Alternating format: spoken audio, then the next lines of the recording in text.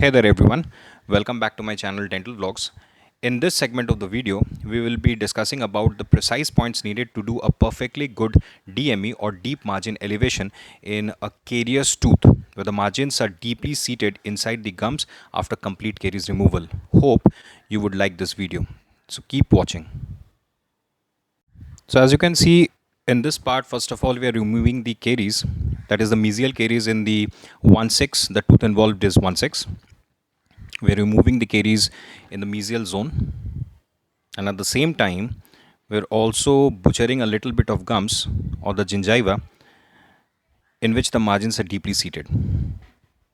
Next is the packing of Teflon inside the butchered gums in order to segregate the butchered gingiva. Certain amount of bleeding can also be seen. As you can see, bleeding has almost stopped. Margins can be clearly seen.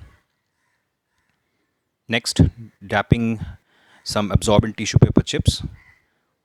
The tissue paper chips are previously moistened with hemostatic gel or liquid, whichever is your preference, trying to remove as much as blood as possible, so that at the time of bonding there should not be any blood present at the margins of the tooth.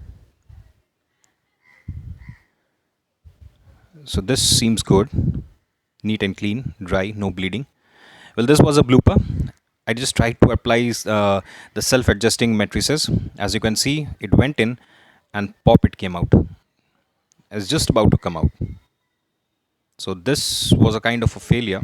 So I had to adopt to the regular TOEFL Maya. Now the complete seating of the matrix band wedges. The Teflon has been placed in the coronal part of the tooth preparation, etching, bonding and application of the flowable composite to build up the mesial wall. Light curing. And after this has been done, certain amount of packable composite is taken and it is applied onto the walls in order to strengthen the wall, mesial wall, which has been built with the flowable composite. Nice and slow adaptation with the PFI or the plastic filling instrument, making sure that all the margins of the tooth and the restoration are completely bonded. There are no chances of any micro leakage.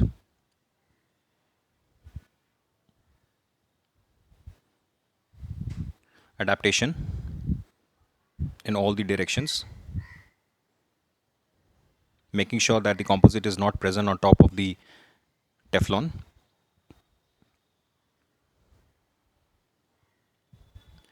Gradual, slow, not too fast. One should not be in a hurry. That's the main idea. To complete satisfaction, the adaptation was done with the packable composite. Excess is being taken out. Yep. Now it's ready for light curing. There we go. After complete process, finishing off the sharp margins, the extra composite which might be present on the tooth, taking out the Teflon which was previously packed inside the gingiva, filling up the access with some medication, as it was a case of as it was basically a mixed case. So I had to apply some devitalizer. Although opinions may vary, a lot of people, and I mean a lot of people, don't agree with the concept of devitalizer, but I still follow old school. Anyways, finishing off the extra margins so that there are no high points upon occlusion. When the patient is biting and centric, there is no high points present. So removal of the extra amount of composite material which may be present, shaping it off. No sharp margins should be present, else after the process, due to the tongue movements, there might be tongue bite. I mean, cuts in the tongue might take place due to the sharp margins of the leftover composite material. So that is what I am being doing, and the burr or the cutting instrument which is used in this case is a tungsten carbide burr, and definitely not an abrasive point. So now it's ready.